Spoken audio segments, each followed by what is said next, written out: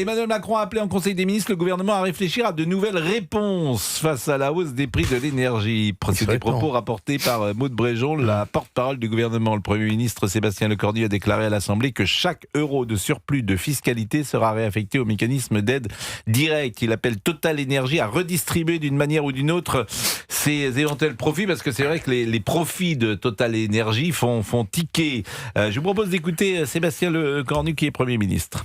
Le fameux surplus que d'aucuns qualifieraient de cagnotte, je mets des guillemets sur cette affaire, du début de cette guerre, fin février, début mars, au 20 avril, il y a quelques jours, le surplus est de 170 millions d'euros de fiscalité. Et donc ce que je vous propose, non pas pour protéger le gouvernement, nous sommes de passage, mais l'État, parce que pour le coup, vous l'avez incarné comme ministre, d'autres après nous l'incarneront, ayant aussi quand même cette humilité. Ce que je vais faire, c'est que chaque euro de fiscalité, de surplus de fiscalité prélevé sur les Français à la pompe vont être affectés au mécanisme d'aide directe que nous mettons en place. Comme ça, on met derrière nous l'idée délétère pour la République que l'État serait en train de profiter de la crise. C'est une très mauvaise chose. Donc c'est bien la preuve que l'État profitait de la crise, puisque l'argent est réaffecté 260 millions d'euros rien que sur le mois de mars de taxes supplémentaires. Puisque évidemment le carburant coûte plus cher, donc rapporte plus de taxes à l'État. Et effectivement, on disait l'État est profiteur de guerre. Maud Bréjon disait mais absolument pas, il n'y a pas de surplus. Et il y avait bien un surplus, puisque ce midi, Sébastien Lecornu nous annonce que ce surplus est réaffecté aux aides visant les Français. Mais on n'en sortira pas. Hein. On n'en sortira pas tant qu'on n'annonce pas une baisse des taxes. Tous les pays européens l'ont fait. Les Espagnols, alors ils sont socialistes certes, mais c'est pas le cas des Allemands, c'est pas le cas des Italiens, c'est pas le cas de Viktor Orban juste avant de quitter le pouvoir en Hongrie. Chaque État qui nous entoure l'a fait. Alors pourquoi nous on le fait pas ? Parce que c'est toujours pareil, il y a plus un euro dans les caisses de l'État, parce qu'on est incapable d'assainir les finances publiques, parce qu'on est incapable de baisser les dépenses publiques. Mais de temps en temps, vous trouvez des milliards comme ça qu'on peut affecter ici ou là. 170 millions. Pardon ? 170 millions. 170 millions. De surplus de taxes. Au mois de mars, c'était plus de 200 millions. Sur le mois de mars, c'était plus de 200 millions. 170. Eh ben, donc le chiffre sur le mois de mars, c'était plus de rien que sur le mois de mars, c'était plus de 200 millions d'euros. Non, mais il n'y a même pas un contrôle du prix aux pompes. Une limitation du prix. Mais pardonnez-moi, il n'y a pas de contrôle. Vous êtes en France, il n'y a pas de contrôle des prix sur rien. Non, mais bon, vu les circonstances exceptionnelles... vous allez faire un contrôle des prix en France ? Non, on peut rien contrôler, de toute façon, on est d'accord. Mais il y a un sujet, le prix. Vous avez aujourd'hui un site qui compare les prix. Oui, j'ai vu ça, oui. Vous allez sur une application et vous voyez la pompe la moins chère. Oui, je l'ai vu ça. Avec une géolocalisation. À certaines pompes, on arrive à 2,20 €. Bon, Pierre Chasseret, vous vouliez dire un mot peut-être avant qu'on parle du total bashing, c'est ce qu'a déclaré Sébastien Lecornu. On ne peut pas contrôler le prix des distributeurs. Non seulement on ne peut pas le contrôler, mais on ne va pas le contrôler parce que ce n'est pas là que se font les marges. Sur 2 €, quand le litre est à 2 €, il y a 1,17 € de taxe. Donc c'est plus... c'est de la taxicomanie. Voilà. C'est une manière à la française de toujours augmenter la fiscalité. Je rappelle quand même ce chiffre qui est éloquent. Sous Sarkozy, l'argent des taxes carburant, c'est 33 milliards. À la fin de François Hollande, c'est 40 milliards. Et maintenant, sous Emmanuel Macron, c'est 50 milliards. Donc le trésor de guerre, il a été capitalisé par les différents gouvernements à force de taxes supplémentaires pour nourrir des projets qui sont abyssaux systématiquement, parce que la France ne sait faire qu'une seule chose, c'est matraquer à coups de taxes pour combler le vide de toutes les aides qui le montant des taxes, c'est 16,27 s'il vous plaît. 1,17 € sur 2 €. Ouais. 16h27, un peu de discipline. À tout de suite. On essaie de comprendre, c'est pas évident. Non. Ça va être dur. Alors là, il faudrait aller jusqu'à 16h52. 16h28, à tout de suite. Également dans ce studio, Pierre Chasseret, délégué général de l'association 40 millions d'automobilisme. On parle des taxes, bien sûr, pour les voitures et pour les automobilistes. On est à combien ? 2,20 €? 2,20 € dans certaines... Moi, ça va jusqu'à 2 €. Oui, ça va jusqu'à 2,60 €, 2,70 € dans Paris. Tant que ça ? Ah, mais moi, j'ai un record, je crois, à 2,80 €. Vous êtes sûr que c'est la plus chère de France, c'est une des stations. Vraiment, c'est la plus chère de France. Mais bien sûr, c'est une des stations. Elle est luxueuse, alors. Oui, la pompe est luxueuse. Il y a un plateau repas. Non, mais je vous confirme, mais il n'y a pas beaucoup d'attente. C'est la grande pompe. Si, mais parce que dans Paris, évidemment, c'est l'offre et la demande. Il n'y en a pas beaucoup de. Et ils vous pompent combien ? 2 €? Soyez pas lourd. Mais vous êtes vraiment... Mais vous êtes perturbé. Gilbert Collard. Vous êtes perturbé de la citrouille, comme disait Patrick Sébastien hier. Vous l'avez bien aimé, Patrick Sébastien. Moi j'adore Patrick, c'est un vieux copain. Je l'adore. Vous auriez pu mieux le défendre peut-être. Non, je l'ai très bien défendu. Il a été condamné à 200 € avec sursis. Il dit à un flic, t'es content, tu vas pas dire à ta femme que t'as arrêté Patrick Sébastien, et puis comme ça ta femme elle va en profiter. Il se retrouve en correctionnel. Il a eu du pot. Il avait affaire à une présidente qui adorait Patrick Sébastien. Gilbert Collard, je crois qu'on a raconté ça hier, en fait. Oui, mais si les gens n'ont pas compris, je répète. Oui. En réalité, je comprends maintenant, moi, voilà. Pierre Chasseret est avec nous. Je vous propose d'écouter Sébastien Lecornu sur Total, parce que Total annonce aujourd'hui des bénéfices de l'ordre de plus de 50 milliards, je crois. Donc évidemment, nous qui sommes des libéraux, je trouve ça formidable. Moi non. Mais pourquoi ? Parce que c'est le bénéfice sur un pauvre homme comme vous qui va à la pompe payer 2 €, je sais pas combien. Non, c'est un peu démago. C'est pas exactement ça. C'est un peu démago. Non, c'est plus grave que ça. Non, c'est pas ça. C'est pas ça du tout. Expliquez effectivement, parce que Total, c'est dans le monde entier. Ah oui, je sais bien, oui. C'est pas qu'en France. Oui, moi j'ai un copain qui a des actions, il est ravi, hein. Oui. Mais vous avez des actions, vous. Mais on s'en fiche. Il a des actions Total. Mais j'ai pas d'actions Total. Mais en revanche, le chiffre d'affaires et les milliards de Total de bénéfices, Total ne les fait pas en France. Donc je trouve ça un peu démago de votre part. Pierre Chasseret. Pas d'accord. C'est exactement ça. En fait, c'est ce que dit Pascal, c'est que nous, en tant que Français, là-dessus, on n'a pas à se plaindre en soi, puisque les seuls qui ont envoyé un signal positif aux Français et qui ont bloqué les prix à la pompe, ce sont les stations-service Total. Donc la France les Français en ont un peu profité. En revanche, il est bien évident, et je rappelle toujours ce chiffre parce que ça met en perspective les choses, sur 2 €, on a 1,17 € de taxes. Donc quand j'entends Sébastien Lecornu qui dit qu'il faut que Total redistribue, moi je veux bien, mais il faudrait peut-être que l'État commence par montrer l'exemple, non ? Oui, on est d'accord, oui. Écoutez Sébastien Lecornu, je n'aime pas le Total bashing. Le deuxième public, ce sont évidemment les raffineurs. Nous en avons un en France, complet, dans lequel, vous ne l'avez pas fait, mais je le dis, j'aime pas beaucoup non plus dans le débat public ou sur les réseaux sociaux le total bashing, parce que c'est une entreprise française qui emploie des Français. Elle marque aussi une part des intérêts stratégiques du pays, et donc ne nous tirons pas une balle dans le pied. Pour autant, il y a un débat qu'il faut objectiver. S'il y a des résultats exceptionnel, ça pose la question d'une redistribution qui pourrait être à due proportion ou pas exceptionnelle. Ça, c'est un débat politique qui est, me semble-t-il, assez noble. Bon, il y a deux manières de le prendre. Réflexe français un peu pavlovien, fiscalité.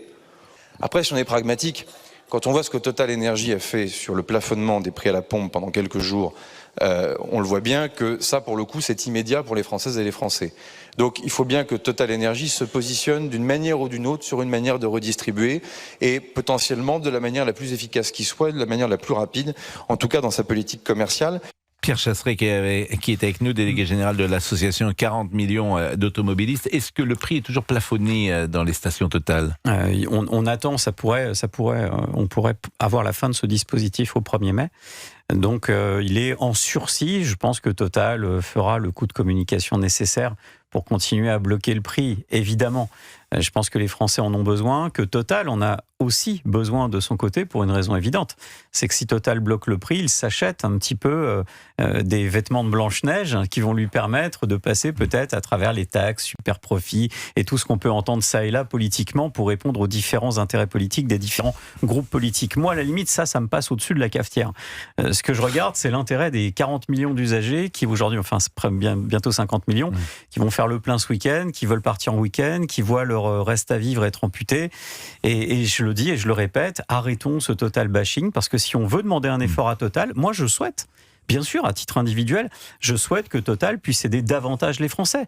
Ouais, mais montrons l'exemple à l'échelle gouvernementale. On est dans un principe de taxe pavlovien et Sébastien Lecornu a tout à fait raison. On ne sait faire que ça en France. Bon. Et on dépense 11 € quand on a pris 10 € de taxe. Du coup, on invente une nouvelle taxe, etc. Bon, vous êtes venu plusieurs fois, et même régulièrement, autour de ce micro. Il y a d'autres solutions que l'essence. Il y a l'hydrogène. Et il y a également... pourquoi vous semblez sourire parce que l'hydrogène, il y a 3 stations en France, donc ça va être un peu compliqué, quoi. Bon, je ne parle pas de l'électrique. Et il y a l'éthanol. Ouais, l'éthanol, c'est une excellente solution pour ceux qui roulent à l'essence. C'est-à-dire, on ne peut pas convertir un véhicule diesel à l'éthanol. Je suis d'accord avec vous, mais il y a beaucoup de gens qui nous écoutent qui ont un véhicule à essence. Ouais, mais donc l'investissement pour faire un réservoir éthanol, il est de combien ? Alors, si on veut passer à l'éthanol, ce qui est une bonne chose, je rappelle la démarche à suivre, prendre un constructeur, un fabricant homologué, c'est capital, parce que sinon vous allez flinguer votre voiture. Et ça coûte environ 1000 à 1400 euros. C'est un investissement qui peut être considéré comme raisonnable, et à ce moment-là, le prix du litre d'éthanol est de combien ? 0,80 à peu près. Donc on divise quand même par 2, quasiment par 2, avec des performances pour la voiture qui sont égales. Voire même on va gagner un petit peu de puissance, parce que l'éthanol... je suis étonné que tout le monde ne soit pas l'éthanol. Si, je l'ai dit. Où on trouve de l'éthanol ? À peu près partout, dans en gros 40% des stations-service françaises. Et pour la pollution, c'est mieux, le bilan carbone est super. Je comprends pas, meilleur. Mais il y a des pompes à éthanol ? Non, il y a des stations-service qui proposent... Alors, il s'appelle E85, Gilbert, vous verrez ça, c'est bleu. Vous voyez, à chaque fois que vous voyez E85, à chaque fois que vous venez même pas, moi, ça. Mais bien c'est sûr. pas populaire du tout. Mais à chaque fois que vous venez dans ce studio, je parle de l'éthanol, parce que je me dis, il y a un loup, puisque l'investissement est assez limité, mais il y a des voitures qui sortent avec un moteur à l'éthanol sans même... Oui, il y a la Ford. C'est-à-dire que si je vais, par exemple, si je vais chez un concessionnaire demain, acheter ma nouvelle voiture, je dis, moi, je voudrais rouler à l'éthanol. Il me la fabrique, il me la sort avec un réservoir. Les constructeurs, notamment les constructeurs français, n'ont pas fait ce pari-là. En revanche, vous pouvez poser un boîtier en seconde monte. Il y a Ford qui était parti sur le Ford Kuga, qui a cartonné. Alors, quelles sont les réticences à l'éthanol ? C'est-à-dire que c'est ça que je ne saisis pas, parce que c'est moins cher. On a en gros 90% des véhicules essence qui sont convertibles, y compris dans les anciens. Y compris les anciens. Ça demande quelques petits travaux dessus, changement de pompe. Mais quelles sont les réticences à l'éthanol ? Il doit bien en avoir. Mais non, il n'y en a aucune. Moi, j'ai converti ma voiture à l'éthanol. Et pourquoi on n'est pas tous en éthanol ? Pour ceux qui sont à l'essence, et je leur dis à ce micro, il faut aller voir son garagiste, voir si la compatibilité... Ça, on a compris. Mais c'est important. Mais pour faire le plein d'éthanol, il y a autant de stations partout ? Oui, non, ça fonctionne très bien. Ouais. Partout. Dans une station classique, il y a éthanol. La preuve, j'ai aucun problème. Donc sur l'autoroute, vous avez éthanol ? Bien sûr, vous en avez, ouais. Moi j'ai l'impression que personne n'est au courant. Moi j'ai l'impression que je mets déjà absolument pas au courant. Parce que moi je vois déjà le 85 quand je mets de l'essence, et je crois que je le mets directement. C'est samplon 95 E10 que vous mettez. Alors il y a ça, mais je crois qu'il y a aussi E85, je le vois, et je crois que je le mets aussi, parce que je vois pas, ils mettent pas éthanol. Ça va quand même vous faire bizarre quand vous allez démarrer le contact. Vous mettez de l'USP 90. C'est un cocktail. Ça fonctionnera, mais dans la durabilité, vous allez avoir un problème d'injecteur. Ah oui, un petit problème. Mais je pense que vous avez une voiture, Gilbert Collard ? Oui. Bon, et vous n'avez que quelle 205. Vous avez une Peugeot 205 ? Oui. Vous fichez de moi ? Oui. Bon, d'accord. Et mais personne. Non, mais franchement, vous n'étiez pas au courant. Absolument. Je pense qu'il y a beaucoup de gens qui ne sont pas au courant. Vous avez totalement raison. Et donc à chaque fois, je parle avec Pierre. Vous avez une voiture, Sarah Salman ? Non, j'ai jamais fait de plein de ma vie, donc. Si vous n'avez pas de voiture, c'est-à-dire vous n'avez jamais conduit ? Non, j'ai passé le permis, j'ai dû conduire 2 fois une Smart. J'ai vu que je conduisais très mal, je savais pas me garer sans voiturier, donc j'ai arrêté. Vous avez un chauffeur ? Vous avez un chauffeur ? Je savais pas me garer sans voiturier. Non, vous êtes caricatural. Je n'avais pas me garer sans voiture. La métamorphose de Sarah, c'est limite quand même. La métamorphose gauchiste de Sarah, c'est limite. Mais comment ça, vous savez pas ? J'arrive pas à faire un créneau, j'étais tellement médiocre pour passer le permis. C'était une Smart. C'est chaud là. J'ai fait plus de 60 heures, c'était une catastrophe. Pascal, il faut la plaindre. Mais non, mais si vous n'arrivez pas à faire un créneau avec une Smart, qui est la plus petite voiture du marché, qu'est-ce que je devrais dire ? Mais comment vous faites, Sarah ? Vous avez un chauffeur ? Je conduis pas. Elle conduit pas, voilà. Comment elle fait ? Elle prend le taxi ou elle prend les transports en commun ? Tout le temps ? Oui, mais t'as pas vu son chauffeur, il est à chaque fois il est dans le hall. C'est pas vrai. Non mais nous êtes à l'extérieur du studio. Il est 16h42. On va marquer une pause. C'est normal. Il y a son chauffeur qui nous fait coucou là. Alors en revanche, moi là où je suis pas tout à fait d'accord avec vous, cher Pierre Chasseret, c'est qu'effectivement les professionnels prennent de plein fouet, bien évidemment, la hausse des carburants. Mais la moyenne, je l'ai dit plusieurs fois, des Français, elle est de 10 000 km par an. Non. 10 000 km. La moyenne, elle n'est pas de 10 000 ? Non, c'est un peu au-dessus, c'est 12, mais bon. Elle est de 12 000. Si c'est vous qui offrez le carburant, c'est bien. 12 000 km, ça fait combien de plein ? Ça fait combien de litres, 12 000 12 000 km en plein, j'en sais rien.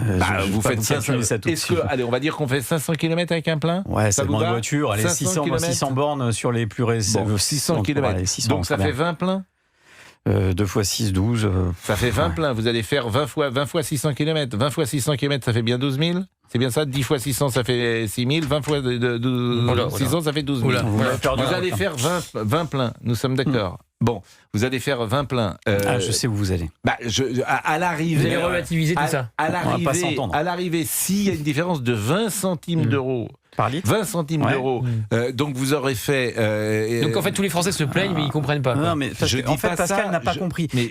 Pascal, vous allez toujours regarder la différence entre avant, qui était un moment déjà d'apnée pour les automobilistes, à maintenant l'asphyxie. La différence, il faut la prendre entre ce que devrait coûter vraiment le prix au litre de carburant. 16h44, on fait une petite pause. Oui, mais tout devrait, évidemment qu'il y a trop de taxes, mais pas que pour l'essence. Mais surtout, tout augmente, il n'y a pas que le carburant. On fait une petite pause et on voit la différence pour un automobiliste à 12 000 km par an, ce qu'il paiera en plus. Et Pierre Chasseret. Alors Pierre, je vais faire un petit calcul et ça peut heurter peut-être ceux qui nous écoutent, mais je vais le faire quand même. On va prendre la moyenne française, elle est de 12 000 km. 12 000 km par an, nous sommes d'accord. Pour faire 12 000 km par an, il faut 1000 litres. 1000 litres d'essence. 1000 litres d'essence. Bon. Donc si vous êtes à 2 euros, ça vous coûte 2 000 euros par an. Si vous êtes à 1,80, ça vous coûte 1 800 euros par an. Et si vous êtes à 2,20 euros, ça vous coûte 2 200 euros par an. Donc le différentiel à l'arrivée entre 1,80 et 2 euros, il est simplement, pardonnez-moi, de 200 euros. Par voiture. Par voiture, 200 euros par voiture. Ce qui fait moins de 20 euros par mois. Alors bien sûr, c'est une augmentation, mais je trouve, et c'est là que je porte je vais peut-être choquer les uns et les autres, je trouve que c'est disproportionné par rapport à d'autres secteurs d'activité où les Français sont imposés fortement et très fortement, où ils pourraient faire des économies, et l'essence prend une place qui ne me paraît pas, au regard des chiffres, justifié. Alors je vous soumets ce raisonnement. Maintenant, est-ce que je me trompe ou pas ? C'est une dépense incompressible. Non, vous vous trompez, Pascal. Oui, mais pardonnez-moi, l'abonnement du téléphone, ça coûte infiniment plus cher. L'abonnement au téléphone, l'abonnement, pourquoi pas, Abonnement téléphone, c'est quoi ? C'est 15 mais ça, vous avez raison, ça ne sera jamais un sujet. Ça, on ne remettra jamais en question les prix là-dessus. Non, mais je trouve... Vous voyez ce que je veux dire ? Oui, mais je vais vous répondre. La réponse, elle est dans... Mais peut-être que je me suis trompé. Non, vous n'êtes pas trompé, mais vous avez pris la mauvaise réponse, parce que vous n'avez pas posé la bonne question. La bonne question, c'est de savoir combien coûte la facture carburant d'une voiture. Vous venez de le dire, 2 000 euros par an. 2 voitures dans le foyer, 4 000 euros par an. Là, vous êtes choqué ou pas ? S'il y a Est-ce que ça choque ? Là, ça choque. Non, mais... Là, c'est plus 20 balles de plus. Là, on parle de 2 000 euros de carburant. Mais pardonnez-moi. S'il y a 2 salaires. S'il y a 2 salaires, c'est comme si vous disiez il y a aussi 2 budgets vacances. Non. Si vous êtes 2, si vous partez en vacances tout seul, ça coûte moins cher que si. Non, Pascal, mais je vous ai coincé. Je viens de vous coincer. Pourquoi vous me coincez ? Parce que je viens de vous donner le montant d'une voiture, c'est 2 000 euros de carburant par an. Ça veut dire maintenant, on va prendre un revenu. Le revenu, à peu près, quelqu'un qui gagne 2 000 euros par mois. Ça veut dire qu'il passe un mois par an à bosser juste pour payer la facture de carburant. C'est une plaisanterie. Il n'a toujours pas payé le remboursement de la bagnole, il n'a pas payé son assurance, il n'a pas payé son contrôle technique, il n'a pas payé... Généralement, à 2 000 euros, qui n'est pas le SMIG, généralement, ils n'ont pas de voiture. Non, mais je parle... À 2 000 euros, on n'a pas de voiture. Ne dites pas ça, parce qu'un homme politique a dit ça. Je crois que c'est Madame Agnès Pannier-Runacher qui a dit ça, et elle s'est fait reprendre. Parce que c'est l'exact contraire. C'est-à-dire que ceux qui nous écoutent et qui sont dans la ruralité, notamment les agriculteurs, les professions les plus démunies, précisément, ils ont besoin d'une voiture, une voiture qui a 15 ans, 20 ans, etc. Donc ne dites pas ça. Ils ont une voiture par ménage, que je veux dire. Non, ne dites pas ça, parce que là, vous allez apparaître comme déconnecté. Si vous n'êtes pas dans une grande ville, vous aurez besoin pour vous déplacer. Parisiens, croyez-moi. Moi, je pense que le vrai problème, c'est ceux qui ont besoin, comme vous le dites, de leur véhicule. 80% des Français.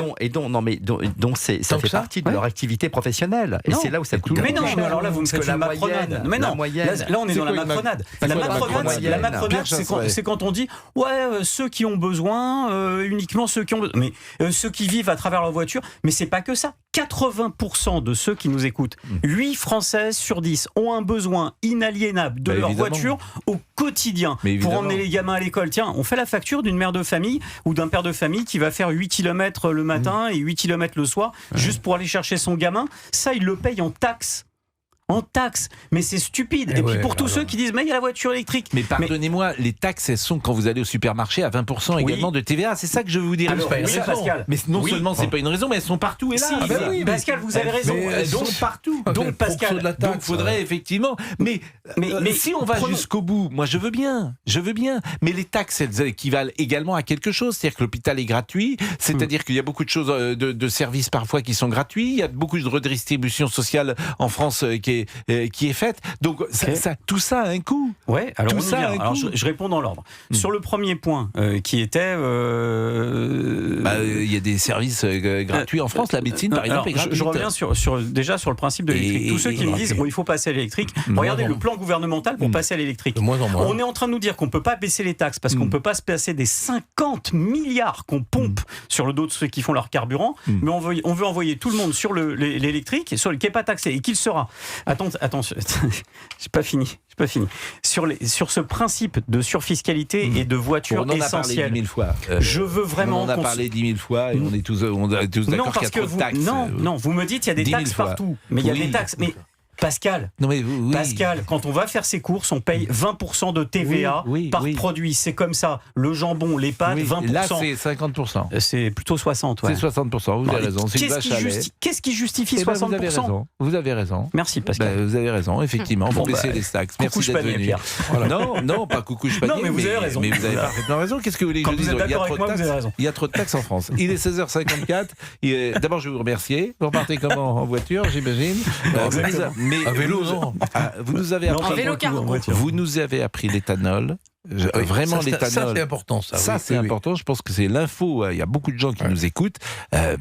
L'investissement, il est de 1 500 €. Ça veut dire qu'en un an, il est rentabilisé. Il y a un mystère quand même pour moi. Il y a un mystère. C'est vraiment pas populaire, Pierre. Mais écoutez, personne ne le sait. Mais oui. Écoutez.